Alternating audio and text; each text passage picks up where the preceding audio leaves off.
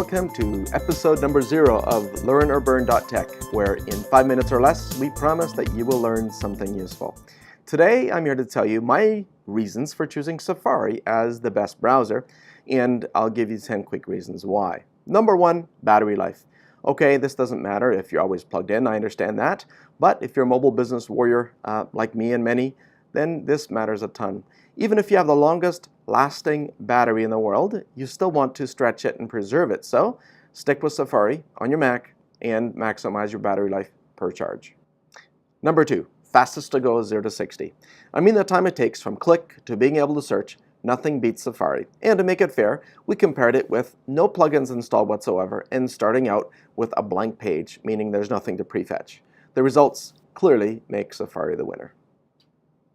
Number 3, web pages load faster. We loaded the top 8 front pages of Alexa's listing, and they came out in about half the time on Safari. And to make it fair, browser caches were flushed and priority was given in alternating turns. Number 4, websites are designed for it. Mobile Safari is by far the dominant browser for mobile users, so webmasters pay particular attention to make sure it's optimized for Safari.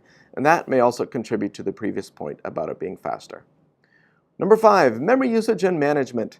Maybe you don't need all your RAM, but most of us do, so it matters that the browser is conservative in its use. And again, we loaded these 8 websites from pages, each in their own tabs, and took a look at the RAM usage. So there's a difference, and again, Safari is the winner. Less RAM means less battery usage and more resources available for my cat pictures. Just kidding.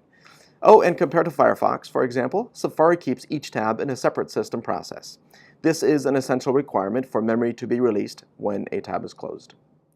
Number 6, no private IP address leakage. I mean, I personally don't care if you know the private IP address when I'm in a public hotspot, but it's one of the many signals that is helpful reconnaissance that's used by bad actors. So having it systematically leaked is a bad idea. This happens with a protocol called WebRTC, which Safari does not support yet. Number 7, Safari honors what it is told. This is a little nerdy, or even plumbing, if you will, but as boring as plumbing is, it's important, right? So when you say something like, this DNS is valid for 1 minute, it doesn't hang on to it for longer, unlike, say, Google Chrome. I'm not sure why, but Chrome does not honor an important part of DNS called TTL, which stands for time to live. Number 8, curated extensions at safari-extensions.apple.com. Having access to any published browser extension is risky by its very nature. So for normal people, like you, meaning you're not putting most of your life into technology expertise, the idea is a curated extension is a good thing.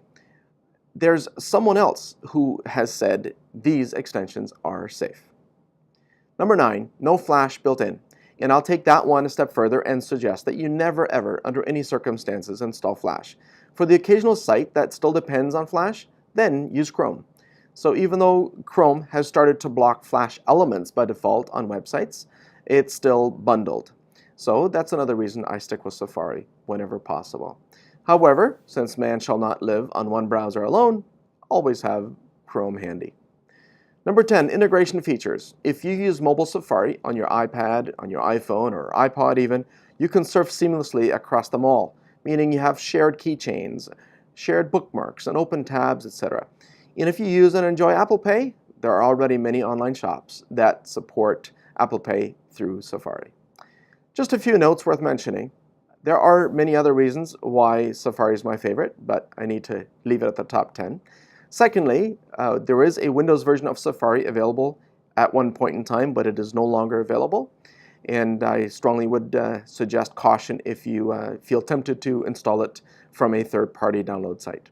And finally, there are some reports that the latest MacBook Pro battery may be optimized, and there may no longer be a significant difference between the Chrome battery impact versus Safari battery impact. But time will tell.